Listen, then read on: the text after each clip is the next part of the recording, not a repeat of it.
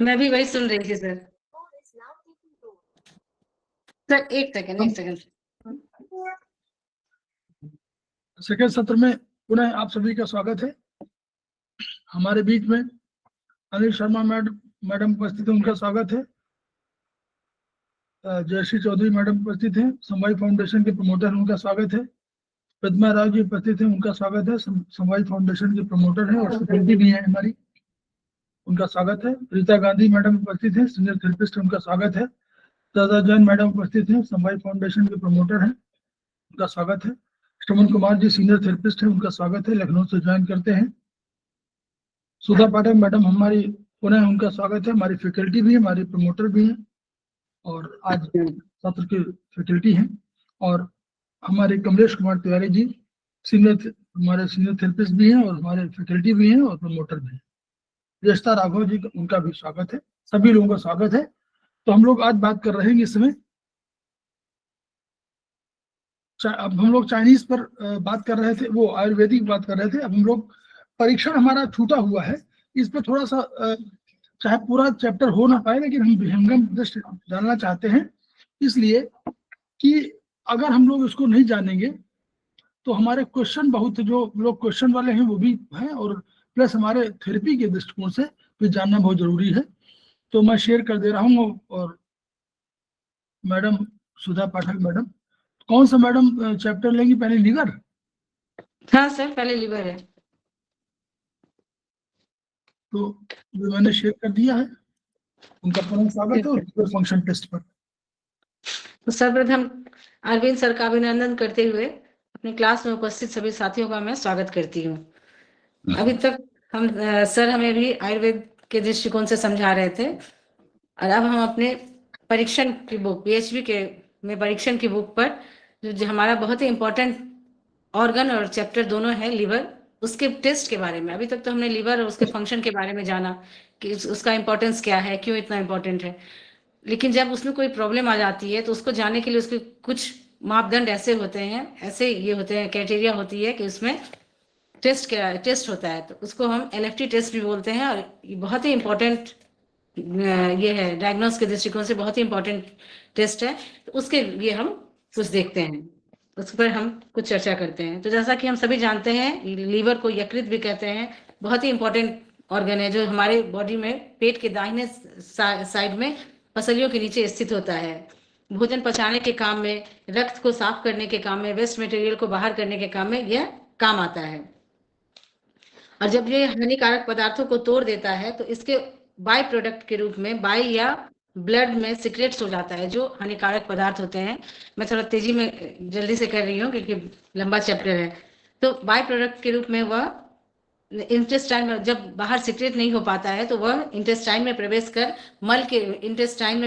मल के रूप में शरीर से बाहर निकल आता है तथा ब्लड के बाई प्रोडक्ट के द्वारा किडनी के द्वारा फिल्टर कर यूरिन के साथ शरीर के बाहर आ जाता है। और जब यही सारे फंक्शंस ठीक ढंग से नहीं होते हैं तो यह बीमारी के रूप में आते हैं, जो कि लीवर की बीमारी के रूप में आते हैं। और उसका फिर टेस्ट करने के लिए हम एलएफटी या लीवर फंक्शन टेस्ट करते हैं। तो मानव शरीर में लीवर या यकृत सबसे बड़ा स्राव सिक्रेशन का सबसे बड़ी ग्रंथि है। यह पेट डायफ्राम के नीचे स्थित होती है राइट साइड में, तथा यह अंग क्रियात्मक रूप से जुड़कर हेप्टोबिलियरी तंत्र का निर्माण करती है। तो जहां भी हम हेप्टो के बारे में सुनेंगे तो जानते ही हैं कि इसको हम यकृत से जोड़ते हैं या लीवर से जोड़ते हैं। इसका भार 1.5 kg प्लस माइनस 0.2 किलोग्राम है। और वैज्ञानिकों ने इसमें 4 लोब्स बताए हैं: बड़ा दाहिना लोब, छोटा बायां लोब, सूक्ष्म क्वाड्रेट तथा सूक्ष्म कॉर्डेट लोब। जीवित स्वस्थ व्यक्ति में इसका रंग होता है रेडिश ब्राउन होता है। तथा परीक्षण में यह सिद्ध होता है कि जब लीवर का जब तक 1.6% कार्यशील रहता है, कार्य करते रहता है, तब तक यह लीवर फेल्योर के स्थिति नहीं आती है। लीवर की क्रियात्मक इकाई को अगर हम देखें तो वह है लीवर लोब्यूल्स। और संपूर्ण लीवर लोब्यूल्स का निर्माण एक केंद्रीय सेंट्रल वेन के चारों तरफ फीते के समान फैली हुई लीवर की कोशिका कॉर्ड हेपेटिक, जिसको हेपेटिक सेलुलर कॉर्ड कहते हैं, के द्वारा की गई है। हेपेटिक सेल्स की रचना हेक्सागोनल शेप में होती है जो संपूर्ण कोशिकाओं में से भिन्न होती है। इन लीवर कोशिकाओं के अलावा लीवर में दो अन्य भांति की कोशिकाएं पाई जाती है, एक एंडोथेलियल कोशिका और दूसरा कफर सेल्स। कुफर सेल्स और एंडोथेलियल सेल्स। लीवर शरीर की रासायनिक फैक्ट्री है, हम सभी जानते हैं, जहां हृदय एवं फेफड़ों की भांति कार्य निरंतर चलते रहता है। लीवर को 1350 प्लस माइनस 100 मिलीलीटर रक्त प्रति मिनट की से आपूर्ति होता है। लीवर अपनी संरचना नष्ट होने पर अपनी कोशिका को ही जन्म देने की अभूतपूर्व क्षमता होती है। पूरे ह्यूमन बॉडी में एक लीवर में ही ये चीज ये है कि वह फिर अपने आप को रीजनरेट कर लेता है उसके सेल्स। फिर लीवर के कार्यों को अगर देखें तो इसके साइनोसॉइड्स में सामान्यतः 0.5 टू 1.0 लीटर ब्लड हमेशा संग्रहित रहते हैं, जो शरीर में अगर आकस्मिक रक्त की जरूरत होती है तो ऐसे में वो अपना रक्त उस जगह पर काम लाता है। लीवर शरीर के समस्त लिम्फ मात्रा का 50% योगदान करता है। इसके द्वारा लिम्फ अधिक प्रोटीन युक्त होता है। लीवर ग्रंथि के रूप में प्रतिदिन 700 plus minus 200 millilitre bile juice स्रावित होता है, सभी जानते हैं, लेकिन यहाँ पर ये है इंपॉर्टेंट है, पूछा जा सकता है कि कितना स्राव होता है। 700 millilitre plus minus 200 millilitre. Liver स्थित कफर कोशिकाएं आंत में आ जा रहे रक्त को हानिकारक तत्वों एवं जीवाणुओं से मुक्त करता है। मेटाबॉलिज्म, लीवर कार्बोहाइड्रेट, प्रोटीन एवं वसा तीनों तत्वों के एनाबॉलिज्म एवं कैटाबॉलिज्म दोनों तरह से करता है। तो यह पूरा एक मेटाबॉलिज्म ये प्रोसेस के लिए इसमें कैटाबॉलिज्म और एनाबॉलिज्म दोनों आता है, इसके लिए सफिशिएंट ऑर्गन है और एक दूसरे में बदलने से एक दूसरे में बदलने की भी क्षमता रखता है। फिर है हमारे पास कार्बोहाइड्रेट, ग्लूकोज को ग्लाइकोजन में बदलता है, कैसे कन्वर्ट करता है हमारे न्यूट्रिएंट्स को, ये बताया गया। कार्बोहाइड्रेट को ग्लाइकोजन के रूप में लगभग 100 ग्राम एकत्र करता है। आंत से आए ग्लैक्टोज तथा फ्रैक्टोज को ग्लूकोज में यह परिवर्तित करता है। ग्लूकोनियोजेनेसिस अर्थात एमिनो एसिड तथा ग्लिसरॉल से ग्लूकोज का बनना, यह फंक्शन भी यह अच्छे से करता है। फिर कार्बोहाइड्रेट को बदलने का यह फंक्शन करता है। वसा, फैटी एसिड का ऑक्सीडेशन करता है तथा वसा संग्रहण नहीं कर पाता, लेकिन यह वसा का संग्रहण नहीं करता है क्योंकि फैटी एसिड का ऑक्सीकरण यह कर देता है। संपूर्ण शरीर में मौजूद कोलेस्ट्रॉल का 80% भाग लीवर बनाता है। फॉस्फोलिपिड एवं लाइपोप्रोटीन्स का निर्माण इसी में होता है। फिर प्रोटीन्स को किस तरह से कन्वर्ट करता है? प्रोटीन, लीवर प्रतिदिन 15 to 50 ग्राम प्रोटीन का निर्माण करता है। रक्त में 30 से 50% एमिनो एसिड सामान्य स्तर, रक्त में अगर एमिनो एसिड का 30 to 50% है तो वो सामान्य है, जिससे liver glucose, ammonia, urea, plasma proteins आदि बनाता है और अगर आवश्यकता होती है तो ऑक्सीकरण के द्वारा यह ऊर्जा का भी उत्पादन करता है। Liver vitamin A, D, B की इतनी बड़ी संग्रहित रखता है, बी की इतनी मात्रा संग्रहित रखता है कि यदि सिर्फ लीवर की बात की जाए तो वह इतनी मात्रा को संग्रहित करके रखता है कि 10 माह तक के भोजन से अगर इसको नहीं 10 माह तक भी भोजन ना दिया जाए तभी वह कमी को पूरा करता रहेगा। लीवर आयरन का संग्रह करके रखता है, जो कि 50 वो है उसका है, ये लाइन है 50 to 30% ऑफ टोटल आयरन का 50 to 30% लीवर संग्रह करके रखता है। लीवर रक्त में मौजूद एक कोगुलेंस फैक्टर का निर्माण करता है, ब्लड कोगुलेंस में मदद करता है, निर्माण और संग्रहण भी करता है। लीवर अघुलनशील बिलिरुबिन को घुलनशील बिलिरुबिन में परिवर्तित करता है। लीवर अमोनिया और कार्बन डाइऑक्साइड को मिलाकर जल में घुलनशील यूरिया का निर्माण करता है और यह कुछ दवाएं जैसे कि सल्फोनामाइड, पेनिसिलिन अपने बाइल में उत्सर्ज क्रिएट कर देता है। तो ये सारी चीजें हमें लीवर के कार्यों के बारे में बताया गया। अब लीवर फंक्शन टेस्ट, जहां लीवर की इतने ज्यादा हमने इसके देखे हैं, इतना इसका इंपॉर्टेंट है, इतना इंपॉर्टेंट ऑर्गन है कि इसके बारे में हम बात करने लगे तो पूरा एक चैप्टर बन जाएगा। तो इसमें अगर कुछ खराबी आती है वह भी ह्यूमन बॉडी में उसी लेवल का बहुत बड़े पैमाने पर ही उस पर असर होगा। तो इसका टेस्ट भी उतना ही इंपॉर्टेंट है और यह क्यों और कब करते हैं इस पर हम देखते हैं। किसी भी रोग में लीवर की सहभागिता जानने के लिए कि लीवर का कितना सहयोग है, यह जरूरी जानने के लिए और उसमें क्या प्रॉब्लम आई है जानने के लिए टेस्ट करते हैं, जिसका संबंध डायरेक्ट लीवर से होता है। वहां इसका सबसे पहले टेस्ट हेतु अगर डॉक्टर के पास जाए तो सबसे पहले लीवर टेस्ट देते हैं। जैसे लीवर में अगर वायरल इन्फेक्शन हो जाए, हेपेटाइटिस में जॉन्डिस का होना या गॉल ब्लैडर में पथरी होना, ऐसे कंडीशन में LFT टेस्ट या लीवर लीवर टेस्ट के लिए ये करते हैं, डॉक्टर कहते हैं। लीवर फंक्शन टेस्ट कई प्रकार के होते हैं, जिसमें इस तरह से है: pigment metabolism, catabolism in liver, jaundice के रोगियों में इसमें सीरम बिलिरुबिन का स्तर देखा जाता है। वेंडेनबर्ग टेस्ट लिया जाता है, यूरिन बिलिरुबिन की मौजूदगी को देखा जाता है, और यूरिन एवं मल में यूरोबिलिनोजेन इसके मात्रा को देखा जाता है। फिर प्रोटीन मेटाबॉलिज्म, इसमें है लीवर और किडनी रोगों में इसको किया जाता है। इसमें टोटल प्लाज्मा प्रोटीन के लेवल को देखा जाता है। प्लाज्मा एल्ब्यूमिन या जिसमें ग्लोब्यूमिन का अनुपात A to G रेशियो में हो, के बीच में हो, या कितना है कैसे ये देखा जाता है। फिर प्लाज्मा फाइब्रोनोजिन स्तर को लेवल को भी चेक किया जाता है। इसके बाद वसा फैट मेटाबॉलिज्म में हृदय धमनियों के रोग में सीरम कोलेस्ट्रॉल और कोलेस्ट्रॉल एस्टर टेस्ट में के स्तर एवं अनुपात में इसका LFT टेस्ट किया जाता है, इसमें कि वसा का लेवल जाना जाता है। वसा में सीरम कोलेस्ट्रॉल और कोलेस्ट्रॉल एस्टर के लेवल को जाना जाता है। कार्बोहाइड्रेट मेटाबॉलिज्म में यह टेस्ट कैसे यूजफुल होता है, इसमें ग्लैक्टोज टॉलरेंस टेस्ट कराया जाता है। और विष निराकरण डिटॉक्सिफिकेशन के टेस्ट में इसका जो कि लीवर और किडनी के रोगों में यूज किया जाता है। हम जानते हैं कि कोई भी टॉक्सिन्स हमारे बॉडी में जमा होता है तो उसका सबसे पहला असर होता है लीवर और किडनी पर ही। तो ऐसे में इसके टेस्ट में किस तरह से इसको लिया जाता है, वह यूप्यूरिक एसिड के निर्माण में, यूप्यूरिक एसिड सिंथेसिस टेस्ट में, और सीरम यूरिया लेवल को जानने के लिए।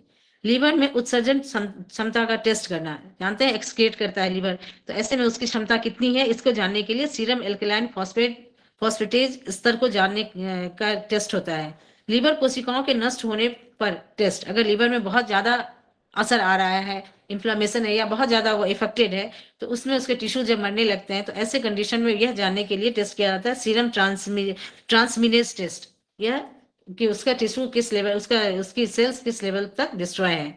लीवर फंक्शन टेस्ट के अंतर्गत किए जाने वाले परीक्षणों का स्पष्टीकरण, अब इन सभी परीक्षण जो अभी ऊपर में हमें बताया गया था उसके बारे में देखते हैं। तो इसमें सबसे बड़ा है सीरम बिलिरुबिन स्तर, जो कि सामान्य स्तर होता है 0.2 से लेकर 0.8 मिलीग्राम तक होता है। अगर इससे ज्यादा या इससे कम आता है तो वह टेस्ट में नजर आता है, इसके अकॉर्डिंग उसका हम ट्रीटमेंट करते हैं। यूरिन में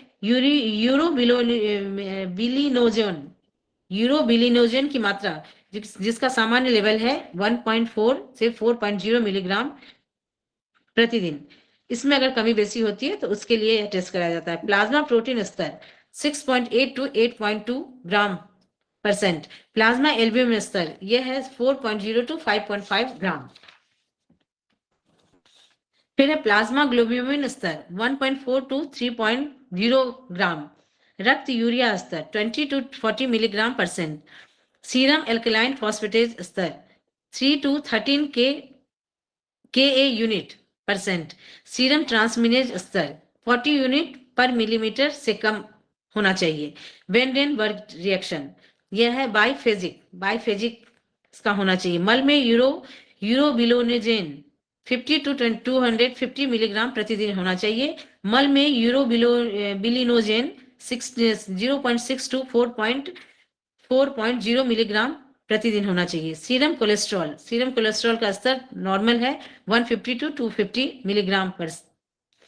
फिर वेंडेनबर्ग रिएक्शन यह क्या है, यह परीक्षण रोगी में मौजूद पीलिया जॉन्डिस को जानने के लिए पहचानने के लिए किया जाता है। और यह 3 परिस्थितियों में रेकमेंड किया जाता है: जब लाल रक्त कण सामान्य से अधिक नष्ट हो रहा हो, तो किसी में अगर रोगी में अगर फीमेल ब्लड को चढ़ा दिया गया हो, तब उसमें परनीशियस एनीमिया में एबनॉर्मल आरबीसी और किंगसन डिजीज में सर्पदंश तथा नवजात शिशु में इंटरपेरिटोनियल हेमरेज तथा large pulmonary infarct, rupture tubal pregnancy या ब्लड हेमोलाइटिक स्ट्रेप्टोकोकाई संक्रमण, इस सभी परिस्थिति में यह टेस्ट किया जाता है वेंडेनबर्ग रिएक्शन। इन स्थिति में लीवर पूर्णतया स्वस्थ है और अपनी पूरी क्षमता से अघुलनशील बिलिरुबिन में परिवर्तित कर रहा है, लेकिन लाल कणिकाओं के टूटने की गति लीवर की क्षमता से कहीं अधिक अगर है, अतः इस दशा में वेंडेनबर्ग रिएक्शन के लिए डॉक्टर कहते हैं। इसे प्री हेपेटिक दशा भी कहते हैं। प्री हेपेटिक मीन्स लीवर से पहले। लीवर से पहले होने वाले प्रॉब्लम के लिए कहा है। जब लीवर कोशिकाएं आधे से अधिक बीमार हो जाती हैं, जैसे इन्फेक्टिव हेपेटाइटिस, इसमें लीवर कोशिकाएं नष्ट होने लगती है। लीवर सिरोसिस, हृदय की कपाटीय रोगों तथा infection, liver infarction liver infection, इन स्थितियों में लीवर की परिवर्तन क्षमता अगर कम हो जाती है और अघुलनशील बिलिरुबिन की मात्रा सामान्य से अधिक तथा घुलनशील बिलिरुबिन की मात्रा सामान्य होती है, अतः वेंडेनबर्ग रिएक्शन बाइफेजिक कराया जाता है। इसे हिपेटिक दशा भी कहते हैं। हिपेटिक दशा मतलब यह अब लीवर के अंदर आ चुका है। अतः बाइल जूस की निकासी अगर कहीं अवरुद्ध हो जाती है और बाइल जूस ड्यूडेनम में नहीं पहुंच पाता है, जानते हैं कि बाइल जूस लिवर सिक्रेट करता है, लेकिन अगर वो ड्यूडेनम में नहीं पहुंच पाता है किसी भी कारण से, किसी खराबी से, जैसे कॉमन बाइल डक्ट का किसी बाहरी ट्यूमर के कारण अगर अवरुद्ध हो जाता है, इस डक्ट में पथरी तथा इस डक्ट की फाइब्रोसिस, इन दशाओं में बिलिरुबिन सामान्य रूप से लीवर कोशिकाओं से गुजरा हुआ ड्यूडेनियम में उत्सर्ग न हो पाने के कारण पुनः शोषित होकर रक्त में पहुंच जाता है। जल में घुलनशील बिलिरुबिन की मात्रा अधिक होने के कारण इन दशा में वेंडेनबर्ग रिएक्शन डायरेक्ट पॉजिटिव रिपोर्ट में दर्शाया जाता है और इसे पोस्ट हिपेटिक जॉन्डिस भी कहते हैं। पोस्ट हिपेटिक मतलब लीवर के अलावा, लीवर के बाद। तो हमने देखा लीवर से पहले कोई भी अगर बीमारी हो रही है उसमें कराया, प्री हिपेटिक में आया, पोस्ट हिपेटिक लीवर में, और हिपेटिक लीवर के अलावा, जैसे कि गॉल ब्लैडर में अगर ये सारी प्रॉब्लम हो। तो इसके ये जो अभी हमने तीनों को देखा है, इसको एक चार्ट के माध्यम से हमें बताया गया है, जिसमें है कि परीक्षण में है वेंडेनबर्ग अगर प्री हिपेटिक है, मीन्स अगर लीवर से पहले है, तो इसमें ये होगा इनडायरेक्ट पॉजिटिव होगा, रक्त में इरिथ्रोसाइट की मात्रा सामान्य से अधिक होगी, इनडायरेक्ट पॉजिटिव होगा। और अगर पोस्ट हिपेटिक होता है तो डायरेक्ट पॉजिटिव होता है। फिर हिपेटिक अगर है तो यह बाइफेजिक होगा। तो वेंडेनबर्ग टेस्ट के रिएक्शन से ही हमने देखा, प्री हिपेटिक है तो इनडायरेक्ट, हिपेटिक है तो डायरेक्ट, और उसके बाद अगर ये है हिपेटिक है तो पोस्ट हिपेटिक है तो डायरेक्ट, एंड हिपेटिक है तो बाइफेजिक है। फिर सीरम बिलिरुबिन स्तर, ये स्तर होगा क्या, बढ़ा हुआ होगा। तीनों ही कंडीशन में, प्री हिपेटिक में, पोस्ट हिपेटिक में और हिपेटिक में, इन तीनों में बढ़ा हुआ, सामान्य से बढ़ा होगा। सीरम हीमोबिलिरुबिन का स्तर हो गया, यह लेवल भी होगा पॉजिटिव होगा। पॉजिटिव अगर 3 टाइम प्लस है, यह उसके लेवल को बता रहा है कि कितने टाइम हुआ, कितना ज्यादा पॉजिटिव है, तो पॉजिटिव है। फिर इसमें पोस्ट हिपेटिक भी पॉजिटिव है और प्री हिपेटिक 2 टाइम्स पॉजिटिव है। सीरम कोल बिलिरुबिन का लेवल अगर हम प्री हिपेटिक में देखें तो वह 1 टाइम पॉजिटिव है, पोस्ट हिपेटिक में 3 टाइम पॉजिटिव है और हिपेटिक में 2 टाइम पॉजिटिव आएगा। फिर सीरम एल्केलाइन फॉस्फेटेज का स्तर, फॉस्फेटेज का अगर लेवल हम देखें तो प्लस माइनस सामान्य के आसपास प्लस माइनस रहेगा, और अगर पोस्ट हिपेटिक में देखें तो वह सिर्फ प्लस में ही आएगा, 3 टाइम प्लस आएगा। और अगर हिपेटिक हुआ तो वह प्लस माइनस सामान्य, प्री हिपेटिक के तरह ही प्लस माइनस सामान्य होगा। टोटल सीरम कोलेस्ट्रॉल का अगर लेवल हम देखते हैं तो प्लस माइनस सामान्य होगा प्री हिपेटिक में, पोस्ट हिपेटिक में यह 3 टाइम्स पॉजिटिव होगा, और अगर हम इस हिपेटिक में देखें तो टोटल सीरम कोलेस्ट्रॉल का लेवल घटा हुआ मिलेगा हमें। फिर मूत्र बिलिरुबिन नहीं पाया जाएगा प्री हिपेटिक में, अगर हम यूरिन का बिलिरुबिन को देखेंगे तो वह नहीं पाया जाएगा, और पोस्ट हिपेटिक में यूरिन में बिलिरुबिन मौजूद होगा, और अगर हिपेटिक है तो उसमें यूरिन में बिलिरुबिन उसमें भी, उस कंडीशन में भी मौजूद होगा। फिर मूत्र में यूरोबिलिनोजन अगर प्री हिपेटिक में देखें तो वह प्लस प्लस डबल ग्रेड में प्लस है, और इसमें पोस्ट हिपेटिक में नहीं होगा, मूत्र में यूरोबिलिनोजन नहीं पाया जाएगा, और अगर इसमें देखा जाए हिपेटिक में तो वह 4 टाइम प्लस, मतलब बहुत ज्यादा लेवल में इसका, बहुत ज्यादा ग्रेड इसका बढ़ा मिलेगा। अगर मल की बात करें तो यह डार्क होगा, प्री हिपेटिक में डार्क होगा, क्योंकि कोल बिलिरुबिन की मात्रा ज्यादा होगी, इसकी वजह से यह डार्क होगा। फिर क्ले कलर्ड होगा पोस्ट हिपेटिक में, क्ले कलर्ड होगा, मल में अनपचा वसा होगा। कोल और हीम बिलिरुबिन ज्यादा होगा, इसकी वजह से क्ले कलर्ड होगा पोस्ट हिपेटिक में, मल का रंग। फिर है मल, अगर इसमें देखा, हिपेटिक में देखा जाए तो पेल होगा, क्योंकि इसमें कोल बिलिरुबिन की संख्या से ज्यादा पाया जाएगा, कोल बिलिरुबिन ज्यादा पाए जाने की वजह से यह पीला हो जाता है, इसी की वजह से जॉन्डिस भी होता है, तो मल भी यह पीले कलर का पीला होगा। फिर लीवर के रोगग्रस्त होने पर हालांकि पीला रंग बिलिरुबिन बढ़ने के कारण आता है, परंतु रोगी की तकलीफ बाइल साल्ट की वजह से भी हो सकती है, जिससे कि खुजली, ब्रेडिकार्डिया हो या कैपिलरी इंडोथीलियम बाइल साल्ट द्वारा नष्ट होने पर यहाँ वहाँ मसूड़ों, नाक और गुदा से रक्त का निकलना, हेमोरेज होना तथा न्यूरोजेनिक शिकायतें, नमनेस, डीके और रिफ्लेक्शन, ये सारी प्रॉब्लम आएगी। फिर सीरम बिलिरुबिन के लेवल को अगर हम देखते हैं, यह अकेले परीक्षण से रोग निदान में उतनी सहायता नहीं मिलती है। रोग को अगर सही ढंग से जाना जाए तो इस कंडीशन में सिर्फ सीरम बिलिरुबिन लेवल को जाना ये सही नहीं, मतलब उतना ही सफिशिएंट नहीं होता है। क्योंकि सीरम बिलिरुबिन स्तर क्यों बढ़ा ज्ञान नहीं होगा इस टेस्ट से, लेकिन जब परीक्षण में लीवर रोगों की बुनियादी अनुमान में देने में सक्षम होगा। अगर टेस्ट करते हैं तो उससे हमें समझ में आ जाएगा कि उसका क्या लेवल है। सामान्य सीरम बिलिरुबिन का स्तर 0.2 टू 0.8 मिलीग्राम परसेंट का अर्थ है कि लगभग 1 to 2 multiple 10 to the 8 power 10 to the power 8 लाल रक्त कणिकाएं प्रतिदिन बोन मैरो, स्प्लीन तथा लीवर में हेमोलाइज्ड हो रहे हैं। 210 to 250 milligram bile pigment liver में बाइल जूस के में उत्सर्जन होता है। फिर सामान्यतः सीरम बिलिरुबिन स्तर में अनकोजुलेटेड बिलिरुबिन की अधिकतर मात्रा मापी जाती है। अतः इस परीक्षण में लीवर के रोल का अनुमान नहीं किया जा सकता है। और इसमें निष्कर्ष यह निकलता है कि लीवर रोग निदान में सीरम बिलिरुबिन स्तर एवं बेंडेनबर्ग रिएक्शन परीक्षण आवश्यक है। शेष लीवर फंक्शन टेस्ट लीवर की कोशिकाओं की प्रतिशत निष्क्रियता का अनुमान देते हैं। तो लीवर के रोग को ये क्योर करने में सीरम बिलिरुबिन और बेंडेन टेस्ट का जो रिएक्शन का जो टेस्ट है वह अपने आप में सफिशिएंट है। फिर सामान्य प्लाज्मा में कॉन्गुलेटेड बिलिरुबिन एल्ब्यूमिन के साथ जुड़कर सोल्यूबल होता है तथा 100 millilitre plasma binds 25 milligram bilirubin. इससे अधिक बिलिरुबिन की मात्रा आसानी से मस्तिष्क के न्यूरॉन, जिसमें बेसल गैंग्लिया, हिप्पोकैम्पस, सेरिब्रम तथा मेडुला में प्रवेश कर न्यूरॉन के श्वसन अंग पर कब्जा कर लेती है। अतः उक्त न्यूरॉन, ये जो न्यूरॉन बताया गया बेसल गैंग्लिया, ये सारी न्यूरॉन मर जाते हैं, इसको नेक्रोसिस कहते हैं। यह दशा अक्सर नए जन्मे शिशुओं में देखी जाती है। इसे बिलिरुबिन इंसेफ्लोपैथी या कर्निकटेरस कहते हैं। कॉन्गुलेटेड बिलिरुबिन लीवर में बाइल जूस के माध्यम से छोटी आंत में उत्सर्जन कर दिया जाता है। बाइल जूस आंत के एपिथेलियल तथा बिलिरुबिन में परमेबल नहीं होता है। बिलिरुबिन हेतु परमेबल नहीं होता है, एक तरफ से दूसरी तरफ जा सके ऐसा नहीं होता है। मात्रा 5 टू 10% की ही शोषित हो पाता है, जो मूत्र में भी, जो यूरिन में सिक्रेट हो जाता है, उत्सर्जन हो जाता है। अतः रोगी के मल में ही उत्सर्जन हो जाता है। रक्त में कोलेस्ट्रॉल की अधिक मात्रा त्वचा में छोटे बड़े पीले रंग के उभार नोड्यूल्स जैसे कि जेंथोमाटा पैदा कर देते हैं। लीवर के रोगों में प्लाज्मा प्रोथ्रोम्बिन स्तर अगर गिर जाने से आकस्मिक रक्तस्राव होना एक सामान्य दशा है।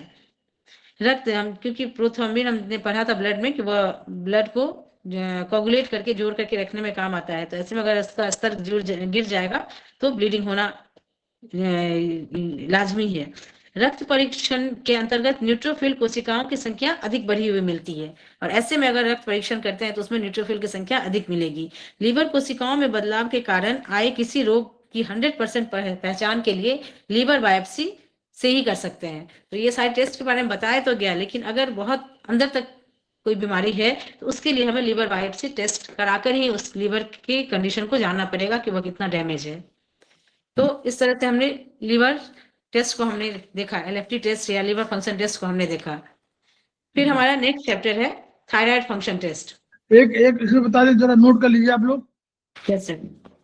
ये एक तो जो स्किन एलर्जी होती है नॉर्मली, जो शैम्पू इन सब चीजों से, उसका नोट कर लीजिए।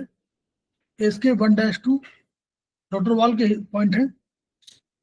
स्किन एलर्जी SK 1-2 इसको सिडेट करेंगे।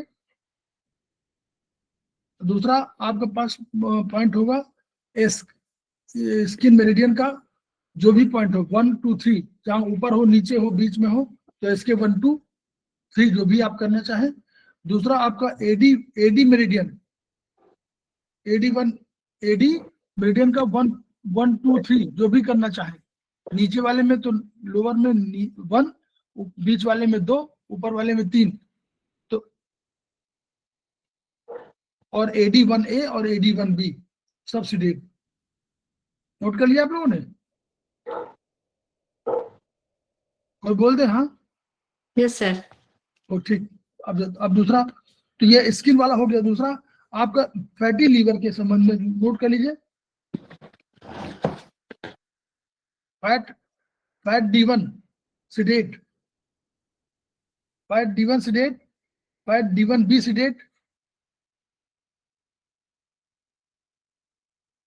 SI1A right seeded, SI1A, SI का स्मॉल इंटेस्टाइन का 1A right side seeded, PN4 seeded, PN4 seeded, तो PN4 आपका आएगा राइट में, PN4 सीडेट राइट में आएगा। लीवर 1A सीडेट, लीवर 1A सीडेट, और लीवर 2 और 3 सीडेट, लीवर 2 और 3 सीडेट, फैटी लीवर का ट्रीटमेंट हो गया ना? ये से लिख लिया है। ठीक, चलिए। हाँ, तो हम लोग थायराइड फंक्शन टेस्ट, सर ये अभी आगे कराना है, टाइम है अभी? हाँ अभी बहुत समय है। ठीक है सर, फिर हमारा नेक्स्ट चैप्टर है परीक्षा। आधे घंटे में खत्म हो जाएगा। ठीक है sir. Thyroid function test, TFT test. जानते हैं कि थायराइड मानव शरीर में सबसे बड़ी एंडोक्राइन ग्लैंड है, जो कि ये हमारी यह ग्लैंड लेरिंग्स के नीचे श्वास नली ट्रेकिया पर रखी हुई एक तितली के तरह की ग्लैंड है। इसके 2 लोब्स होते हैं। अंग्रेजी के H अक्षर के आकार का यह कॉर्ड से पूरी तरह से यह जुड़ा रहता है। पूर्ण विकसित होने पर दोनों लोब्स का भार अगर हम देखें तो वह 15 to 20 ग्राम होता है, और जीवित शरीर में इसका रंग गुलाबी होता है। इस ग्रंथि का उद्भव एम्ब्रियोलॉजिकल भ्रूण के पाचन तंत्र के ऊतकों से बना हुआ है। भ्रूण के पाचन तंत्र के ऊतकों से बना हुआ है, इसलिए इसे पाचन तंत्र की सहायता के बिना यह कार्यशील नहीं हो सकती है। यह ग्रंथि स्वयं 3 हार्मोन संश्लेषित करती है, कर रक्त में स्रावित करती है। थायरॉक्सिन, जिसमें थायरॉक्सिन या टेट्राआइडोटायरोसिन, ट्राइआइडोटायरोसिन और कैल्सिटोनिन। प्रथम 2 हार्मोन का मुख्य कार्य शरीर के ऊतकों टिश्यू को बुनियादी कार्य basal metabolic function BMF basal metabolic function हेतु प्रेरित करना है, तथा थायराइड ग्लैंड के संपूर्ण रूप से निष्क्रिय होने पर शरीर के समस्त ऊतकों की मेटाबॉलिक रेट है वह लगभग 40 to 50% कम हो जाती है, अगर यह ग्लैंड अफेक्टेड हो जाए। इसी भांति रोगग्रस्त होने पर ऊतकों की मेटाबॉलिक गति 60 to 100% अधिक हो जाती है। इस ग्रंथि के ऊतकों की कार्य गति एंटीरियर पिट्यूटरी ग्लैंड द्वारा स्रावित थायराइड स्टिमुलेटिंग हार्मोन TSH, यह भी हमारे वाइवा में बहुत ही इसका फुल फॉर्म आता है, TSH, निर्धारित करता है। रक्त में थायराइड एवं ट्राइआइडोटायरोसिन की आवश्यक मात्रा बनी रहनी चाहिए, ब्लड में बनी रहनी चाहिए। थायराइड और ट्राइआइडोटायरोसिन की मात्रा नॉर्मल होनी चाहिए। अतः इनकी मात्रा ही थायराइड स्टिमुलेटिंग हार्मोन को स्रावित होने तथा रोकने का कार्य करती है। अगर इसकी मात्रा बैलेंस में नहीं है तब वह TSH को स्टिमुलेट होने से रोक सकती है, या कार्य करने से रोक सकती है, या स्रावित होने से रोक सकती है। इंटीरियर पिट्यूटरी से थायराइड स्टिमुलेटिंग हार्मोन को स्रावित होने पर श्रवण रोकने हेतु मस्तिष्क स्थित हाइपोथैलेमस के सुप्राकाइज्मेटिक न्यूक्लियस जिम्मेदार होता है। मतलब ये है, अगर इसको श्रवण एक्सक्रीशन से रोकने के लिए हाइपोथैलेमस का सुप्राकाइज्मेटिक न्यूक्लियस है वह जिम्मेदार होता है। इस प्रकार रक्त में थायरॉक्सिन की मात्रा, थायराइड स्टिमुलेटिंग हार्मोन तथा THS रिलीजिंग फैक्टर तीनों ही थायराइड ग्रंथि की श्रवण क्षमता को नियमित करता है। फिर बेसल मेटाबॉलिक रेट, यह यदि एक कोशिका को इसका अर्थ ये हुआ, देखिए पढ़िए थायरॉक्सिन 3 चीजों पे, मतलब हमारा अगर थायराइड की कोई प्रॉब्लम होगी तो 3 थायरॉक्सिन जो आप पहले पढ़िए, नंबर T4, तो T4 की मात्रा, दूसरा थायराइड स्टिमुलेटिंग हार्मोन की मात्रा, और TSH रिलीजिंग फैक्टर, ये कौन का, हाइपोथैलेमस, यानी हाइपोथैलेमस और थायराइड और थायरॉक्सिन और ये स्टिमुलेट, तो यार आपको 3 फैक्टर हो गए, पहले हाइपोथैलेमस हो गया, दूसरा पिट्यूटरी हो गया, और तीसरा थायरॉक्सिन माने थायराइड ग्रंथि, तीनों का रोल है इसमें, ये समझ लीजिए। जब भी आपको थायराइड का ट्रीटमेंट करना हो तो हमको कहाँ करना चाहिए, हमको तीनों में करना चाहिए, पिट्यूटरी, हाइपोथैलेमस और थायराइड। चलिए, फिर बेसल मेटाबॉलिक रेट, यदि एक कोशिका को अगर हम मानव की संख्या दे, समझाने के लिए इसमें बताया गया है, उदाहरण के साथ बताया गया है, तो बीएमआर की रूपरेखा को हम समझ सकते हैं। प्रत्येक मानव को अपने आप को जीवित रखने के लिए कुछ न कुछ कार्य जरूर करना पड़ता है। यह कार्य कितना और किस गति से हो सकता है, तो इसके लिए 50% कार्य वह स्वयं करे और जिसमें जीवन अधिक समय तक संभव नहीं है। 50% कार्य स्वयं करे जिसमें कि जीवन अधिक समय तक संभव नहीं है। 50% कार्य थायरॉक्सिन अपने प्रभाव से करवाता है और इस प्रकार कोशिकाओं को स्वस्थ रखने के लिए सामान्य जीवन हेतु थायरॉक्सिन की नितांत आवश्यकता होती है। एक निष्क्रिय व्यक्ति को 65 to 70 कैलोरी ऊर्जा पर घंटा पर आवर आवश्यक होता है। थायरॉक्सिन संश्लेषण के लिए निम्नलिखित तत्व की आवश्यकता होती है। इसमें थायराइड ग्लैंड के विशिष्ट ऊतक की जरूरत होती है। भोजन में आयोडीन की मात्रा जो कि यह है 160 माइक्रोग्राम पर डे। विशिष्ट प्रोटीन थायरोग्लोबिन जो थायराइड ऊतक ही निर्मित करते हैं उसकी जरूरत होती है। उसके बाद है विशिष्ट एंजाइम थायरॉक्सिन आयोडीनेज थायरॉक्सिन आयोडीनेज जो थायराइड कोशिकाओं में ही निर्मित होती है उसकी जरूरत होती है। थायरॉक्सिन का निर्माण अविरल होता रहता है। थायराइड की एसिनाई में इतनी मात्रा थायरॉक्सिन की एकत्र रहती है कि थायराइड के निष्क्रिय होने पर व्यक्ति में रोग के लक्षण 6 से 8 माह के बाद ही दिखाई देते हैं। इसकी कमी से रोग तो होने लगते हैं लेकिन यह ऊपर आते हैं, दिखते हैं 6 से 8 माह के बाद।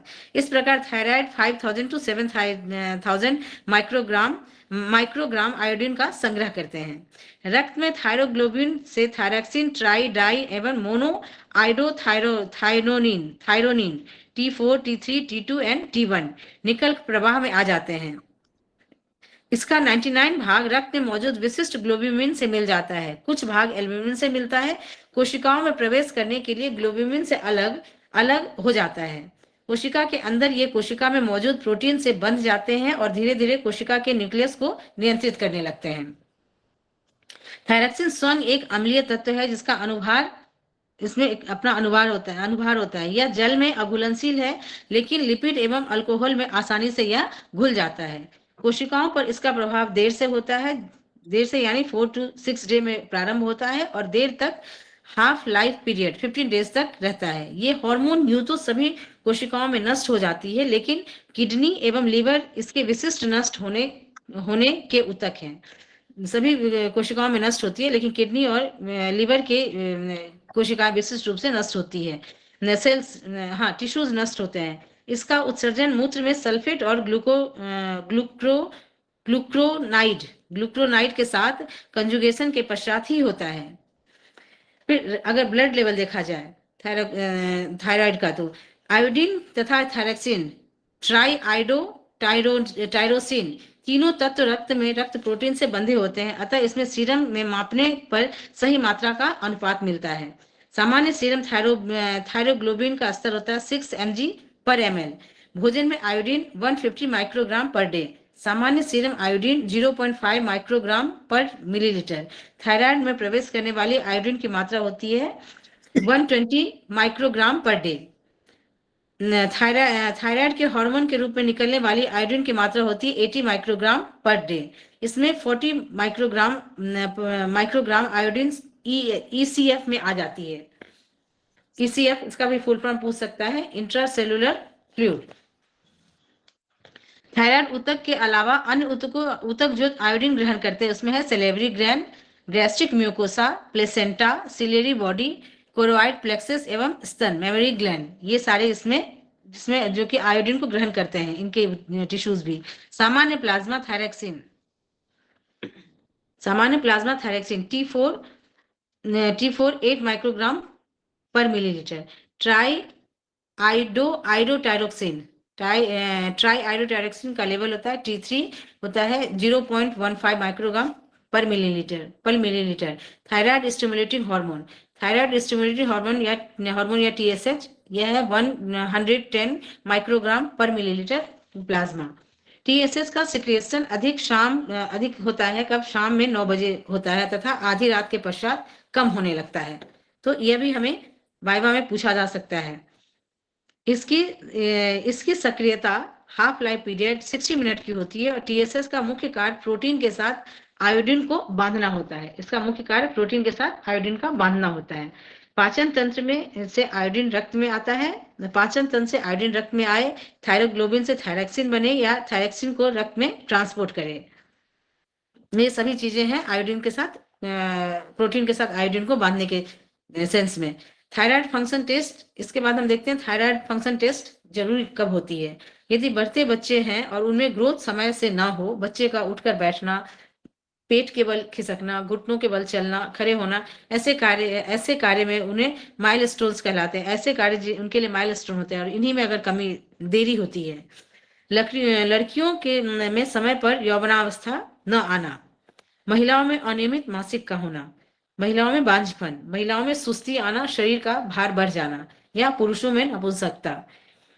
ग्वाइटर, गले में थायराइड लोब्स के फूलने से बहुत पहले ही सीरम थायरॉक्सिन स्तर में परिवर्तन आ चुका होता है। तो ग्वाइटर को सामान्यतः हम इससे थायराइड से जोड़कर देखते हैं। तो इसमें ये बता रहा है कि सीरम थायरॉक्सिन स्तर में परिवर्तन आ चुकने से पहले ही थायराइड के लोब्स बहुत पहले से ही फूलने लगते हैं। अतः लक्षणों का एहसास होते ही यह परीक्षण हमें, जैसे ही हमें उभार नजर आए तो यह परीक्षण हमें करा लेना चाहिए। और इन सभी ज्ञान के आधार पर थायराइड फंक्शन टेस्ट किए जाते हैं। जैसे पहला है रेडियो एक्टिव आयोडीन अपडेट।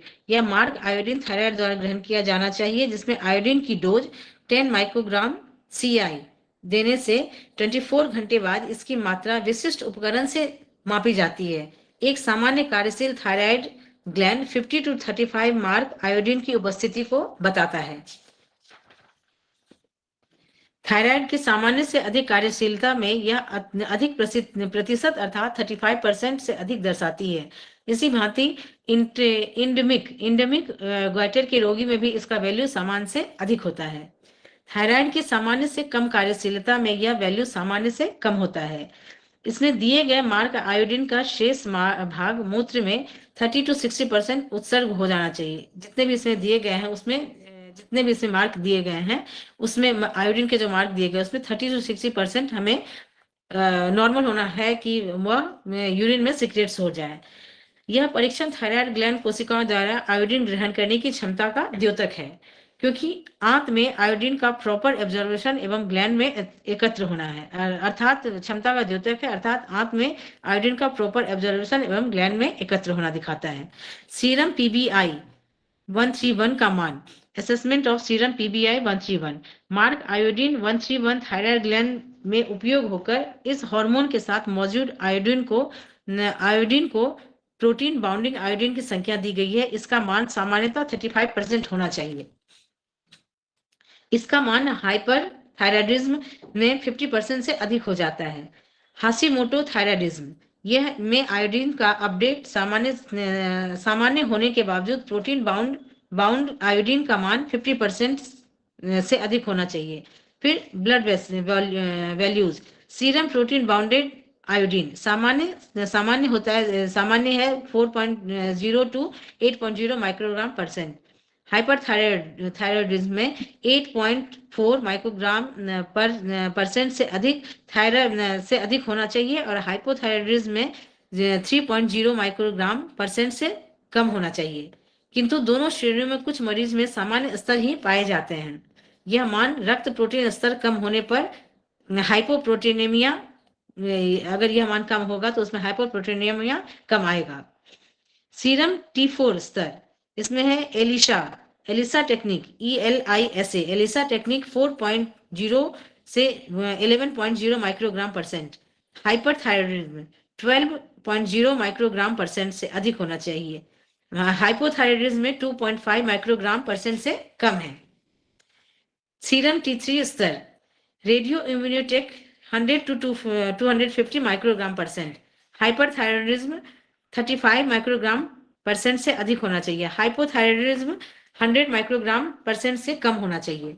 फिर सीरम TSH का अगर लेवल देखें तो radio immuno technique 0.3 amino micro unit पर मिलीलीटर, औसत मान 1.6 माइक्रो यूनिट पर मिलीलीटर। इसका मान कम होना दर्शाता है कि रोगी में हाइपोथायराइडिज्म प्राइमरी वर्ग का है। फिर प्लाज्मा टायरोसिन स्तर, टायरोसिन वह एमिनो एसिड है जो थायरॉक्सिन के संश्लेषण के लिए आवश्यक है। सामान्य मान 11.8 प्लस माइनस 0.4 माइक्रोग्राम पर मिलीलीटर है। हाइपरथायराइडिज्म के 70% रोगी में यह मान या टायरोसिन का प्लाज्मा टायरोसिन लेवल बढ़ा हुआ पाया जाता है। हाइपोथायराइडिज्म के 100% रोगी में इसका मान 9.8 माइक्रोग्राम पर मिलीमीटर पाया जाता है। इसका निष्कर्ष यह निकलता है कि प्रथम 4 सीरम प्लाज्मा मान thyroid gland anterior pituitary gland के रिश्तों को स्पष्ट करता है और प्लाज्मा टायरोसिन स्तर थायरॉक्सिन संश्लेषण हेतु उपलब्ध एमिनो एसिड की एबिलिटी को सिद्ध करता है, जो कि हमारे भोजन से इसका संबंध है। फिर इसके थायराइड हार्मोन के मेटाबॉलिक प्रभावों का अध्ययन से भी रोग को पहचानने में मदद मिलता है। वह है मेटाबॉलिक रेट। यह परीक्षण द्वारा शरीर द्वारा उत्पादित ऊर्जा को मापने पर आधारित है, जिसका सामान्य लेवल है 10 से -10 से +10%, 40 kilo calorie per m square per hour. Hyperthyroidism +50 से +75%। Hypothyroidism -30 to -60%। थायरॉक्सिन के अलावा अन्य फैक्टर जो BMR के मान को घटाते और बढ़ाते हैं। भोजन लेने के पश्चात शारीरिक क्रियाएं, वातावरण का तापमान, व्यक्ति की ऊंचाई, भार एवं शरीर के सतही क्षेत्रफल, उम्र, सेक्स, गर्भावस्था, स्तनपान, मानसिक स्थिति एवं रक्त प्रवाह में एप्रिनेफ्रिन और नार एप्रिनेफ्रिन ये सारी चीजें दिखाता है। सीरम कोलेस्ट्रॉल लेवल, यह मान सामान्य से अधिक होना हाइपोथायराइडिज्म के पहचानने में मदद करता है, जिसमें कि 90% इसके रोगियों में कोलेस्ट्रॉल मान अधिक पाया जाता है। इन रोगियों में कोलेस्ट्रॉल का संश्लेषण बिगड़ा हुआ होता है और कैटाबोलिज्म की गति घटी हुई मिलती है। सीरम क्रिएटिन स्तर, हाइपरथायराइडिज्म के रोगियों में सीरम क्रिएटिन का स्तर सामान्य से अधिक 0.6 मिलीग्राम परसेंट पाया जाता है। इन रोगियों में BMR सामान्य भी हो सकता है। फिर सीरम यूरिक एसिड लेवल, यह मिक्सोडिमा से ग्रसित पुरुषों तथा रजोनिवृत्त के पश्चात महिलाओं में सीरम यूरिक एसिड का स्तर अधिक होता है, जिसमें 6.5 to 11.0 मिलीग्राम परसेंट पाया जाता है। क्रिएटिन एवं यूरिक एसिड के मान रक्त में बढ़ने का सीधा तात्पर्य कोशिकाओं का ह्रास दिखाता है, जो कि यह इंगित करता है कि कोशिकाओं को सामान्य रहने के लिए थायरॉक्सिन की कितनी आवश्यकता है। Serum creatine kinase level, creatine plus ATP से होता है कि CPK बाय CK क्रिएटिन बनता है। तो क्रिएटिन और एटीपी मिलकर क्रिएटिन और एटीपी का निर्माण होता है। क्रिएटिन और एडीपी मिलकर के इसमें कि CPK उसकी मदद करता है, तो क्रिएटिन और प्लस एटीपी का ये मॉलिक्यूल बनता है। एंजाइम CK के अस्थि पेशीय, हृदय पेशियों, मस्तिष्क, फेफड़े, थायराइड एवं एड्रिनल ग्लैंड में पाया जाता है। अतः थायरॉक्सिन मायोपैथी और थायराइड एवं पेशीय कोशिकाओं के टूटने से इस एंजाइम का रक्तमान बढ़ा हुआ रहता है। तो सभी परीक्षण थायरॉक्सिन के शरीर में उपयोगिता की मात्रा को सिद्ध करते हैं, जिससे रोगी को लाभ कम और एकेडमिक नॉलेज हेतु अधिक महत्व है। फिर थायराइड ग्लैंड की स्कैनिंग, रेडियो एक्टिव आयोडीन रोगी को देने के पश्चात थायराइड ऊतक में आयोडीन का फैलाव, इन ऊतकों की आयोडीन ट्रैप की क्षमता के साथ साथ ग्लैंड के आकार, रचना का भी इससे ज्ञान मिलता है।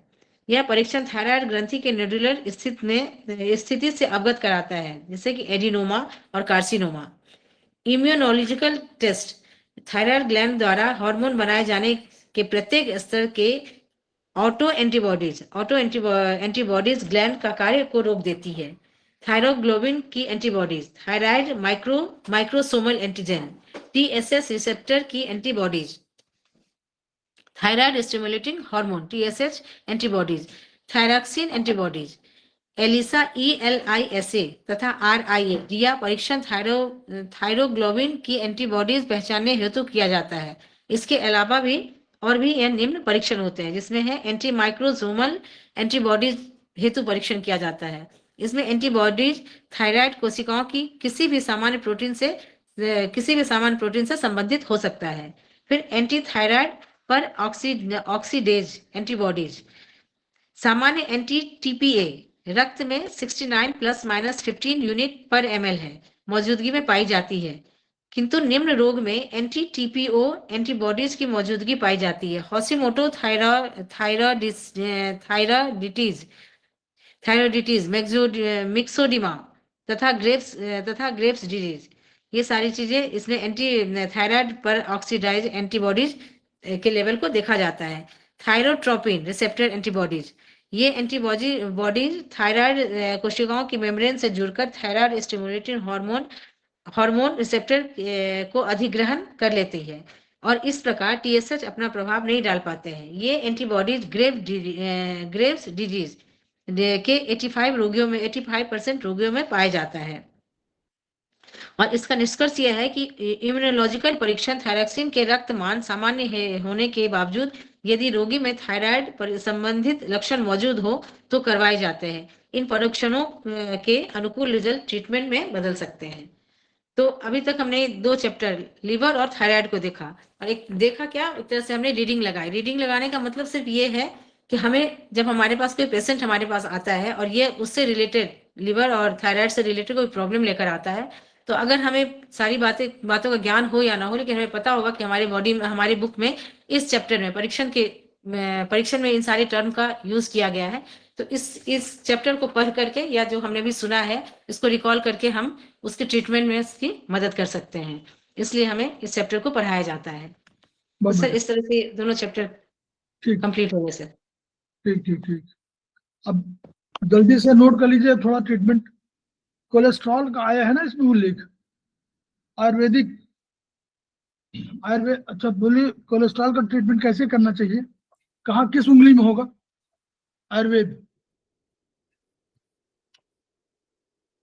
आयुर्वेदिक ऑक्यूपेशन में किस उंगली में होगा? उंगली बता दीजिए क्यों। 5th नंबर में सर। नहीं, अरे थर्ड वाली उंगली पे करेंगे सर। Finger number 3। और कोलेस्ट्रॉल है क्या? पार्थिव, इसलिए मैंने कहा था sir 5th spiral. Yes sir, sorry 5th spiral. हाँ 5th स्पाइरल हो जाएगा। तो इंडेक्स नंबर वो left finger number 3 5th spiral.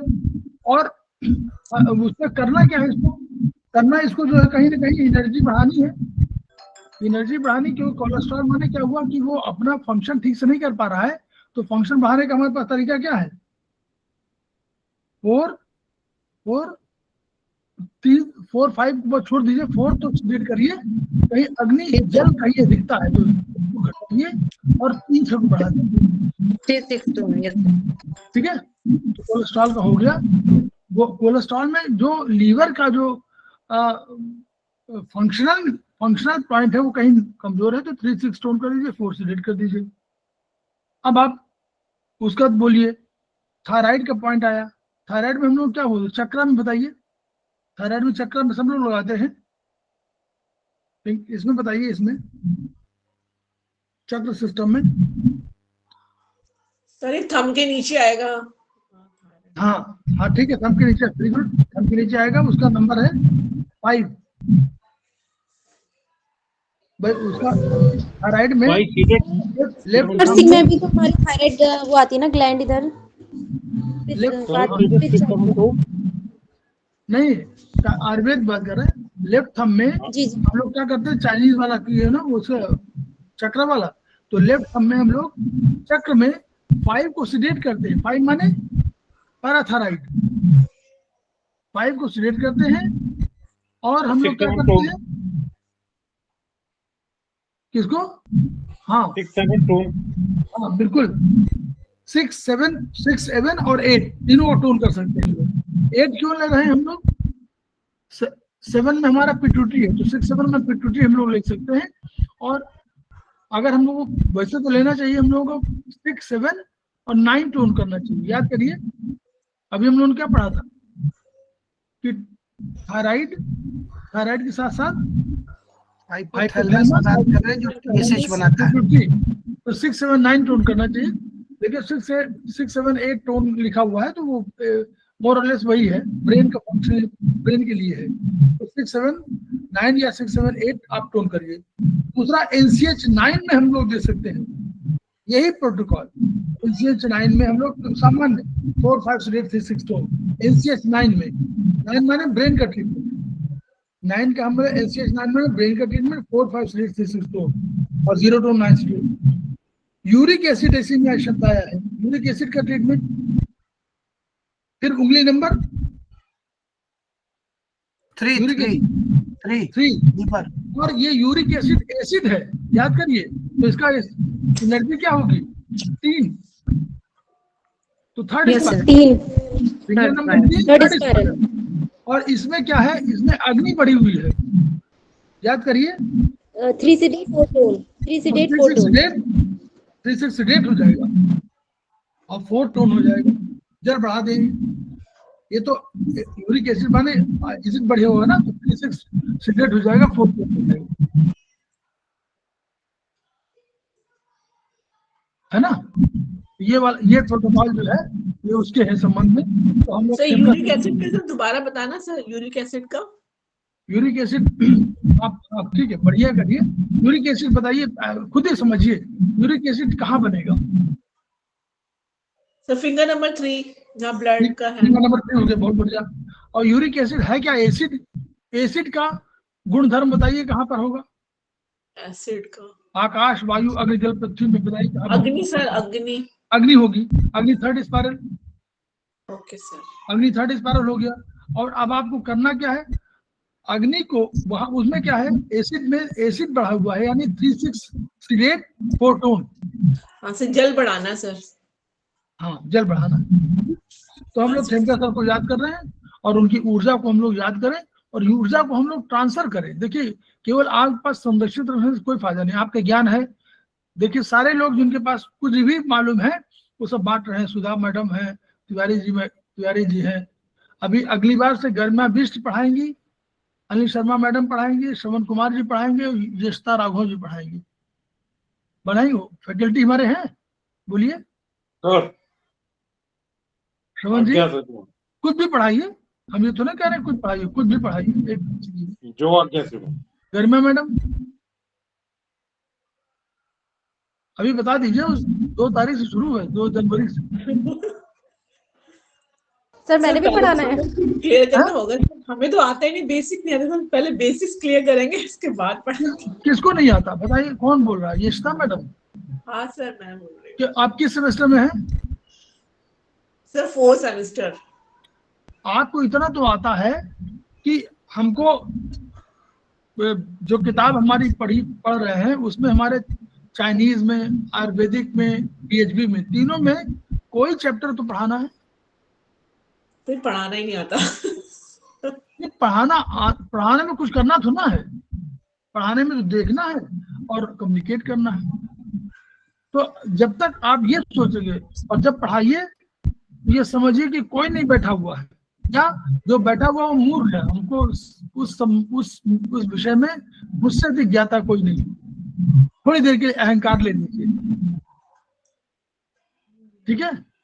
गरिमा मैडम कौन सा क्लास? आयुर्वेद, चाइनीज? सर ये आयुर्वेद चरक, सर चरक वाला। गुड। आयुर्वेद चरक। तो चलिए, यशता मैडम आपने बता रहे हैं, आप कह रहे हैं पढ़ाना नहीं आता। आना तो आता तो है, तो सब लोग जानते हैं। अनिल शर्मा मैडम? सर नहीं पढ़ा पाएंगे। पढ़ा पाएंगे नहीं, ये पढ़ाना है। आना तो मुझे रहा है, आज तो समझ में मुझे आ रहा है कि पढ़ा पाएंगे। अब ये मैं बता रहा हूँ, इसलिए जो है आप पढ़ाइए, सभी लोग पढ़ाइए। देखिए जैसे आप पढ़ाएंगे वैसे आपकी नॉलेज और बढ़ जाएगी, आप खुद समझिएगा। जी सर, हम बढ़ा देंगे, जहाँ पर हमें नहीं आएगा वो आप क्लियर करेंगे। तो हम सभी लोग बैठे हुए हैं, तिवारी जी हैं, सुधा मैडम है, सारे लोग बैठे हुए हैं, ऐसा नहीं है। अच्छा तो सुन हम भी यही सोच कर बैठ पढ़ाते हैं कि जहाँ नहीं आएगा वहाँ सर हैं। नहीं, ऐसा अभी है। आपको सर एक मिनट, अभी मैं आपको बता रहा हूँ कि मैं ट्रेटाइज 1 को पढ़ रहा हूँ, मुझे आर्गन सोर्स पॉइंट पढ़ने में मजा आ रहा है। Can you believe? अभी पैसेज पॉइंट पढ़ने में ये पता चल रहा है कि ये अभी लंच में मतलब बीच में हम लोग एक डिस्कस कर रहे थे, सर पता नहीं सुन रहे होंगे। ट्रेटाइज 1 नहीं आता है हमको, मैं 4 कर चुका हूँ, थोड़ा हूँ। ट्रेटाइज 1 नहीं आता है, वेरी क्लियर, कंफ्यूजन नहीं है। लेकिन पढ़ने में क्या दिक्कत है सर? जैसे बोल रहे हैं अपॉर्चुनिटी है कि हम अपने को प्लेटफॉर्म पे कुछ भी बोले, यहाँ गलत सही तो कोई दिक्कत ही नहीं। सर है तो हम लोग क्या घबराएं। इसलिए बहुत देखिए, सब लोग पढ़िए, सब लोग पढ़ाइए। मैं आपको बार बार कह रहा हूँ, ऐसा मत सोचिए कि हमने ऐसा, मैं आपको बता दूं कि जब 60 प्लस का मैं हो गया तब उसके मैंने पहले पढ़ाया नहीं था। इवन जब हम लोग अधिकारी थे तब भी जो है कोई जब कोई टॉपिक आता था तो अगर कहते थे कि आप इसमें बता दीजिए, तो मैं अपने किसी न किसी अधिकारी को डाइवर्ट कर देता था कि वो बता देंगे। मैं स्टेज में और बात बोलना अलग चीज है, लेकिन मैं पढ़ाने के लिए नहीं तैयार होता था। यहाँ भी हमने किया, 1 सेमेस्टर किया, 2 किया, 3 किया। जब 3rd सेमेस्टर में आया, वही हो सकता है कोरोना पीरियड रहा हो जब भी, तो कोरोना पीरियड के आसपास जो है यहाँ एक संस्था है, उसने कहा कि हम वो जरा इसे बता दीजिए एक्यूप्रेशर पर। तो हमने कहा यार हम क्या बोलेंगे, छोड़िए, हमको बोले नहीं आपको वो है। और चूंकि कहीं करते नहीं थे तो संस्था अपना ये सब सारे विषयों पे ले रही थी, अलग अलग धर्म और सारे। तो हमने आयुर्वेदिक एक्यूप्रेशर के आधार पर हमने वहां पर एक लेक्चर दिया। वो उनके यहाँ वीडियो बनता है, वो वीडियो उन्होंने भेजा, हमने अपने क्लास में भिजवा दिया, भाई आप भी सुन लीजिए। इस वीडियो के बाद ही तो हम पहली बार हमने वहां पढ़ाया, पढ़ाने के उद्देश्य से पहली बार हमने वहां बताया, अपने कम्युनिकेट किया। उसके फिर संस्थान में हुआ, कह रहे तो बहुत बढ़िया आयुर्वेद में हुआ हो, तो कहने लगे। तो तब जाके क्लास में हमने लिया, तो हमको आयुर्वेदिक में मिलकर चाइनीज मिला। तो जो तिवारी जी लोग, जितने लोग ये सेमेस्टर 1 जब मैंने पढ़ाया चाइनीज, तब से जुड़े हुए हैं। तो ऐसा मत सोचिए कि हमने बहुत अच्छा पढ़ाया होगा, हमने भी जैसे जैसे पढ़ाया होगा। हमको चाइनीज सबसे कम आती थी, और वही टॉपिक मुझे मिला। मुझे आयुर्वेद अच्छा लगता था, मुझे बीएचबी अच्छा लगता था, लेकिन वो नहीं पढ़ाने को मिला किसको, जिसमें सबसे कमजोर थे। वो यही सब टेस्टिंग है लोगों की ना, उन्होंने टेस्ट लिया होगा, सब लोगों ने टेस्ट लिया होगा। तो हमने फिर अपने को तैयार किया, बहुत बढ़िया है। हमने चैलेंज के रूप में लिया, हमने उसमें और मेहनत करने की कोशिश किया, और धीरे धीरे हम चाइनीज में और मेहनत कर रहे हैं। आयुर्वेद जल्दी समझ में आ जाता है, चाइनीज को मेहनत करनी पड़ती है, तो चाइनीज में और मेहनत कर रहे हैं। तो ऐसा मत सोचिए यशिता मैडम कि हम बहुत अच्छे वो है, मैं बहुत ही कमजोर इसमें पढ़ाने वाला नहीं। हमसे बुलवा लीजिए आप, धर्म दर्शन ये सब चीजें जो आपका साहित्य, इसमें हम खूब बोलेंगे, है ना। वहां बोलने की आदत अलग थी। एंकरिंग एंकरिंग वहां बढ़िया है, वो एंकरिंग वाला करते थे, एंकरिंग हम ही करते थे, तो वो वाला पॉइंट सही था। लेकिन बोलना, विषय को बोलना है ना, तो इसलिए विषय को समझिए और विषय को जानिए, पढ़ेंगे जितनी बार पढ़ेंगे। अभी हमारे यहाँ पिछली बार हम लोगों ने 2 लोगों को कहा, हमें बहुत खुशी हुई कि एक हमारी स्टूडेंट थी तो नाराज हो गई कि सर ने हमसे नहीं कहा। मुझे मालूम हुआ कि भाई उनको तकलीफ है। हमने इसलिए नहीं कहा था कि कहीं ऐसा ना हो कि वो उनको बोले, उनको झिझक हो या वो लगे तो उनको निगेटिव फील हो, अरे। लेकिन वो जब हुई तो हमें बहुत अच्छा लगा, हमने कहा अरे आप बिल्कुल पढ़ाइए, हम तो चाह ही रहे हैं कि पढ़ाइए। फिर एक हमारे वो हमने करना पढ़ाना है, उनको पढ़ाना शुरू किया। उन्होंने 2-3 क्लास ले लिए सेमेस्टर 1 में, 2-3 क्लास में ली, अब झिझक हट गई, अब कह रहे हैं कि हाँ पढ़ाएंगे। ये अच्छा, ये प्लेटफॉर्म ऐसा है नहीं कि टेस्टिंग वाला कोई प्लेटफॉर्म हो कि आपको इसके बाद नंबर मिलने हैं। नंबर तो आपको 100 में 100 पहले दे दूंगा, है ना। तो इसमें मत चिंता करिए, सब लोग पढ़ाइए, जितने लोग पढ़ाएंगे उतना आपका ज्ञान बढ़ेगा। सब लोगों को अच्छा आता है ऐसा मत सोचिए। यशिता मैडम ऐसा नहीं है, गरिमा मैडम को आता है अधिक या आपको कम आता है, किसी को मत सोचिए, सोचिए नहीं इस बात को। जी सोचिए सर। ये कि हमको उस विषय को पढ़ना है और कम्युनिकेट करना है। पढ़ाना कहाँ है, हम तो वार्ता करते हैं, हम लोग देते हमेशा कि उनके साथ वार्ता, हम कभी नहीं बोलते कि भाई अपने सब वार्ता करते हैं। हम एक प्लेटफॉर्म पे हैं, हम भी पढ़ाते हैं। जयश्री मैडम इंग्लिश में पढ़ाएंगे, जी सर। तो ये सब लोग पढ़ाएंगे। पढ़ाने से जानते हैं, मैं this is a good platform, आप खूब पढ़ाइए, कोई शिकायत नहीं करेगा, ना कोई कहेगा किसी को अधिक आता कि हमको जब कह रहे, मैं बार बार कहता हूँ कि को मांग रहा है, कोई डिमांड रहा है, तो किसी को नहीं आता। मैं बार बार कहता हूँ कि केवल ज्ञानवान ईश्वर है और सब ज्ञान के लिए प्रयासरत है। तो इसलिए आप करिए, कॉन्फिडेंटली कहिए कि यस हम पढ़ाएंगे। जैसे अनिल मैडम ने कहा कि हम पढ़ाएंगे, कहा ना मैडम? हाँ सर, सर पढ़ाएंगे। गुड। जन्म मैडम ने बिल्ली कही कि मैं पढ़ाऊंगी, और बता दिया, टॉपिक बता दिया, भाई हमको ये चाहिए, हमको ये सब्जेक्ट चाहिए, उसमें टॉपिक अपना बता देंगे, टॉपिक बता दीजिए, वही वाला रख देंगे आपके लिए। जी सर। सर मैं अभी कहीं आई हुई, मैं बुक देखूंगी ना, उसके बाद मैं आपको टॉपिक बताऊंगी। नहीं, अभी हम अभी पूछ रहे हैं, अभी तुम केवल पूछ रहे हैं कि हाँ पढ़ाना, क्योंकि हमको 2 जनवरी को क्लास शुरू कर देनी है, वो हमारी डेट फिक्स है। तो बस हमको करना क्या है, रोकना है नहीं, जब पढ़ाना है। देखिए ये विधा आप लोग इसमें जुड़े हुए हैं, जो आज 30 साल से 40 साल के हैं, उन्हीं को विधा को आगे ले जाना है ना। जो 80-90 वर्ष के हैं उनको विधा को आगे नहीं ले जा सकते ना। तो एक रामचंद्र जी से मैं आपको एक प्रसंग बता दूं। रामचंद्र जी को जब, आपको देर तो नहीं हो रही किसी को? नहीं सर, नहीं सर। 2 मिनट का प्रसंग है। रामचंद्र जी को जब विश्वामित्र ले गए, तो विश्वामित्र ने उनसे, समझते थे कि थोड़ा है शस्त्र विद्या में पारंगत है, तो उन्होंने कहा धनुर्विद्या में है, तो उन्होंने वहां से 3 लोगों को मरवा दिया। मारीची भाग गए और सुबाहु और ताड़का 2 मार दिए गए। मारने के बाद फिर इनको लेके गए और जनकपुर की तरफ बढ़ रहे थे। तो जनकपुर जब जा रहे थे तो बीच में अहिल्या मिली।